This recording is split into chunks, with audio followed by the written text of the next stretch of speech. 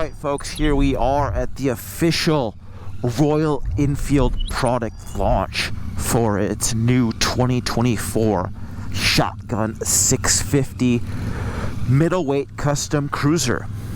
This motorcycle is based off Royal Enfield's new for the 2023 model year here in the Americas Super Meteor 650, where that bike's more of a middleweight touring type cruiser, more basic touring type cruiser. This is positioned as a custom cruiser, so it has a little bit more of an edge as far as aesthetics, and it looks more like basically a Harley-Davidson Sportster. So that is what Royal Enfield's going with this motorcycle. It's worth noting that the American middleweight cruiser segment there's not a lot of options out there.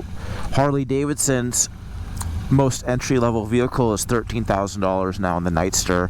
Indian Motorcycle Company's entry-level cruiser is right around the $10,000 mark in its Scout. And then of course we have Honda's fabulous Shadow Phantom, which is pretty affordable, but it's a lot bigger dimensionally than this motorcycle, and that's what Royal Enfield really slots in with its Shotgun 650. This motorcycle features Royal Enfield's tried and true 648cc overhead cam 8-valve parallel twin.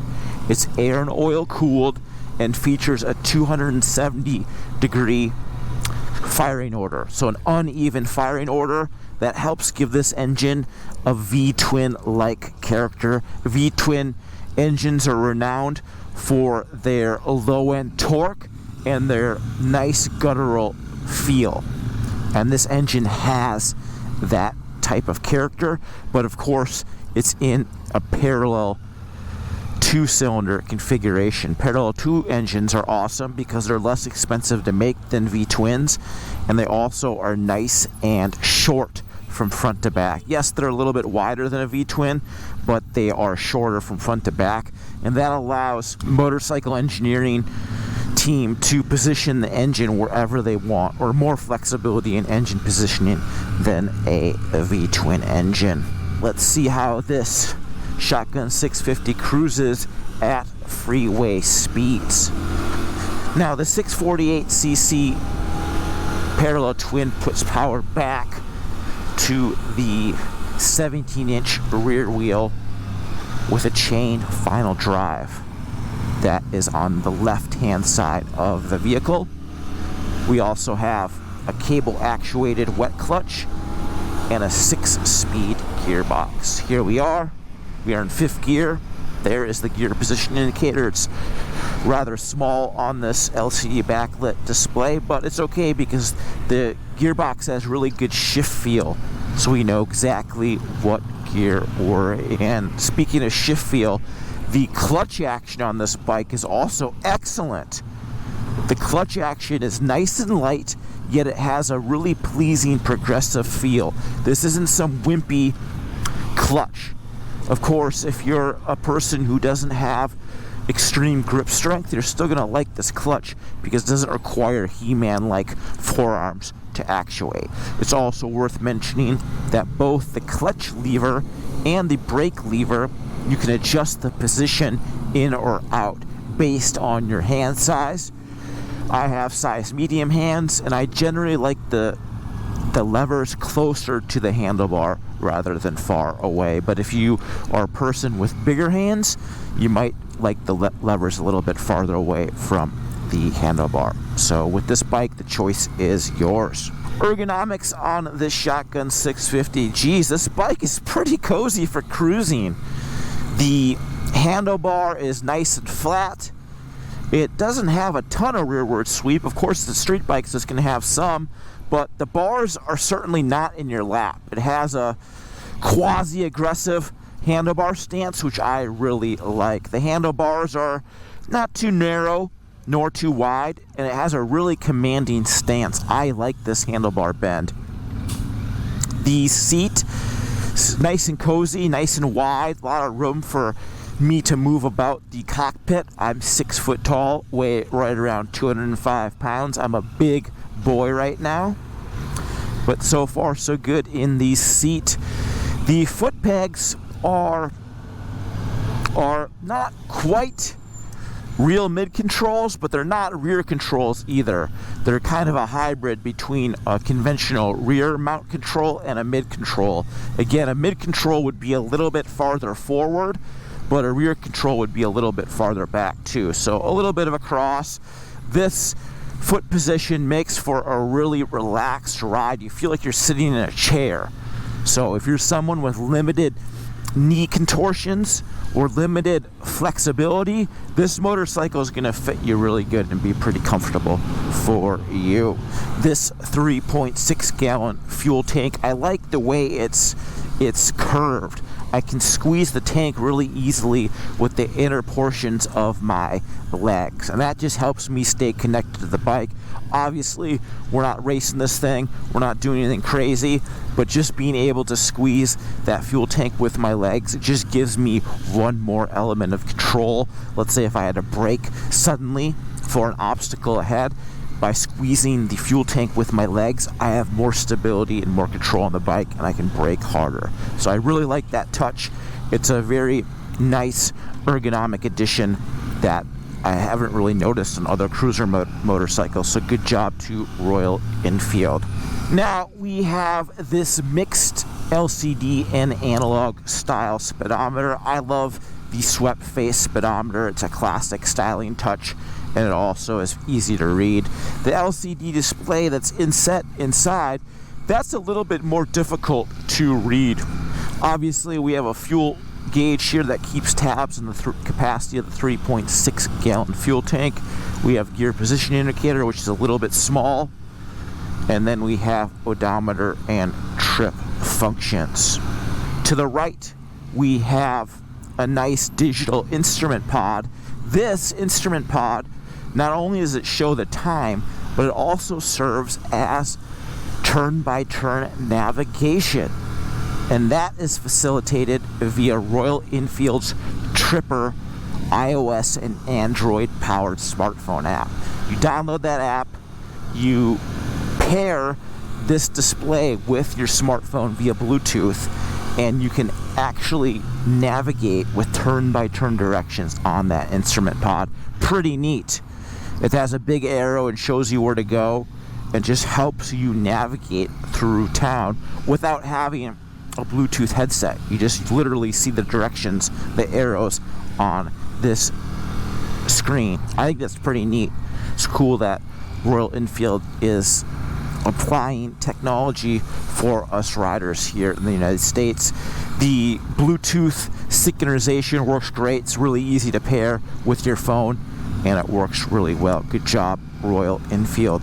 Back to this engine, this 648cc parallel twin. There definitely is some engine vibration. You can feel the engine vibration through the handlebar and a little bit through the foot controls, more so through the handlebar. I wouldn't say it's excessive. You definitely feel it, but it just adds to the character. Again, this is supposed to be a kind of a peppy middleweight cruiser with a V-twin-esque feel with that uneven firing order. So a little bit of inherent vibration is actually good for the riding experience, and I like it. I love how nimble this motorcycle is. With a full tank of fuel, it weighs nearly 540 pounds. So it's no featherweight by any means, but you'd be surprised how nimble this thing is.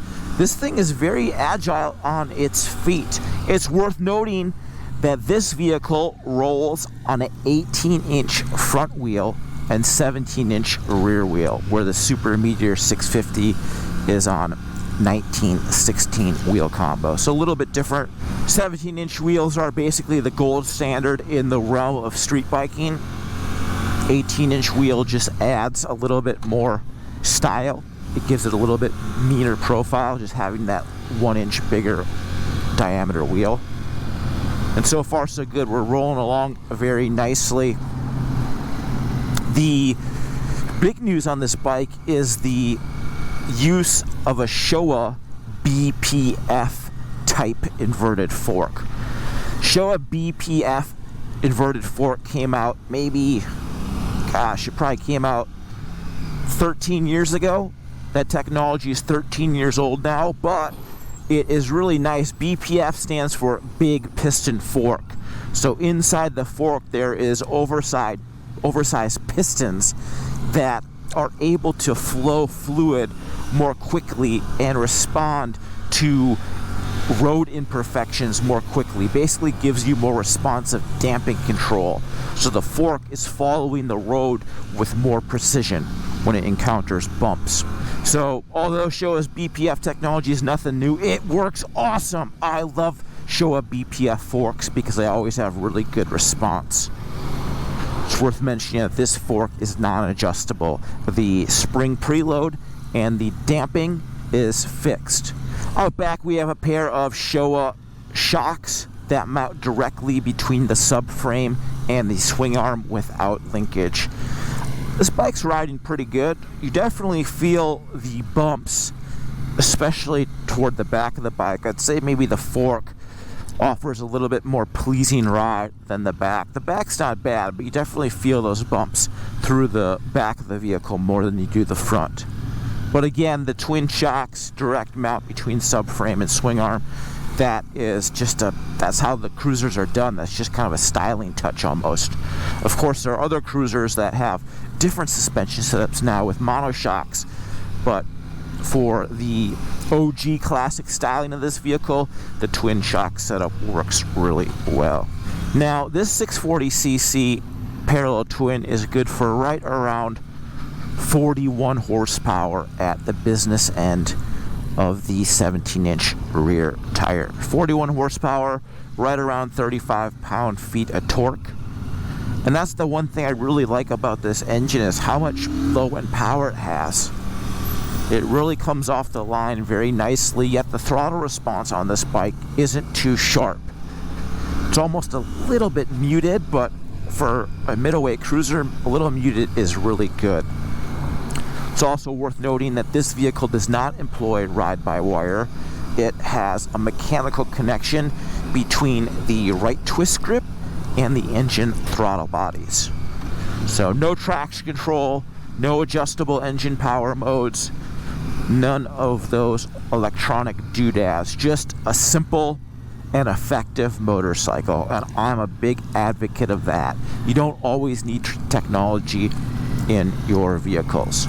It is worth noting that this Shotgun 650 does employ ABS, fixed always on ABS. If you depress the rear brake pedal or squeeze the front brake lever too vigorously, the ABS will ensure that either the front wheel or the rear wheel does not lock up. So you're always going to stop. No skids, no slides, no instability. This motorcycle employs dual disc brakes. We have one front disc brake up front and one in the rear. Both rotors are pinched by a BYBRE, which is Brembo's Indian subsidiary, axial mount caliper. So more rudimentary braking components, but still the brakes seem to be working really good. The bite isn't too sharp, nor is it too soft. I think riders out there are really going to enjoy the action of the brakes. They work really nicely, and they have a pleasing amount of feel. I remember back in the old days, these budget-style motorcycles always had these really crappy wooden-feeling brakes, and that goes away with this Shotgun 650. The brake response is very nice. Alright folks, we finally have some speed beneath us. We are cruising at 65 miles per hour. There is no cruise control, unfortunately, so we have to keep the speed the old-fashioned way with the right twist grip. 65 miles per hour. The bike is riding pretty good here. The RPMs aren't crazy high. It has a decent amount of passing torque even in top gear, and the rear view mirrors do a nice job of showing off what's behind. Yes, they are buzzing a little bit, but it's definitely not excessive, nor is the engine vibration through the controls. It's still present, through the handlebar, but definitely not excessive. I'm actually very pleased with how smooth this engine runs at 75 miles per hour. The suspension is doing a nice job of filtering out the bumps on the road. Yeah, you definitely feel some of the bumps, but for a around $7,000 middleweight cruiser, I think this thing rides pretty dang good for its price. Alright folks, we are heading north into the canyons. We're going to do some curvy road riding on this Shotgun 650, and we'll catch in with you then. Yes, finally some curvy roads on Royal Enfield Shotgun 650. And geez, this little cruiser does a pretty good job on this twisty stretch of tarmac. It definitely hustles through these corners quite nicely. It's very agile for a 540-pound motorcycle. The suspension's a little bouncy when you start getting on the brakes, with not even aggressively, but with some input. The suspension gets a little bouncy, but if you're smooth on the brake pedal and lever, the suspension actually works really good, and this thing hustles around corners nicely. Of course, ground clearance is a limiting factor in how quickly you can operate this vehicle around corners, but for an entry-level cruiser, I think this thing is pretty dang good. Again, I really like that handlebar. The handlebar has a nice, pretty aggressive riding style, not overtly so, but definitely puts you in a position to carve corners, which is pretty awesome for a cruiser. Good job, Royal Enfield. A lot to like about this particular vehicle, both in a straight line and in the twisties. Yes! That uneven firing order makes this thing feel like a V-twin. Woo! This thing is a hoot to ride. Now this Royal Enfield 648cc twin, this engine, after initial service, it goes 6,000 miles between engine oil changes. Royal Enfield also wants you to change the oil filter at the same time. So engine oil and filter changes are every 6,000 miles. Royal Enfield also wants you to replace the air filter every 6,000 miles, which I thought was pretty quick. Another interesting maintenance note is the 8-valve cylinder heads. Royal Enfield recommends you check the valve clearance every 6,000 miles as well. So a little bit low on terms of the mileage duration, so you need to crack open and take a look at that kind of stuff, but it is very interesting. The spark plugs and the engine fuel filter are recommended to be changed every 12,000 miles. It's also worth noting that Royal Enfield stands behind its product in the United States with a 3-year unlimited mileage warranty. So even though these motorcycles are made in India, these bikes carry a premium warranty that's much more premium than the MSRP would insinuate. Well folks, we're here. We're going to do some more photography and videography, because that's the life of a modern power sports journalist. It's working all the time. We'll check in with you in a little bit, folks. Well folks, that was a fun day on Royal Enfield's 2024 Shotgun 650. If you couldn't tell, we really had a good time riding this bike. This bike checks a lot of boxes. The engine's fun to ride, has plenty of power, a good amount of character. The handling on this bike, it rides really well over bumps in the city, and yet it had some pedigree in it to put smiles on her face in the canyons. The brakes are nice and responsive, and it's a comfortable bike. This bike, Royal Enfield's yet to announce the official pricing, but right around $7,000, this is one heck of a deal in the cruiser segment.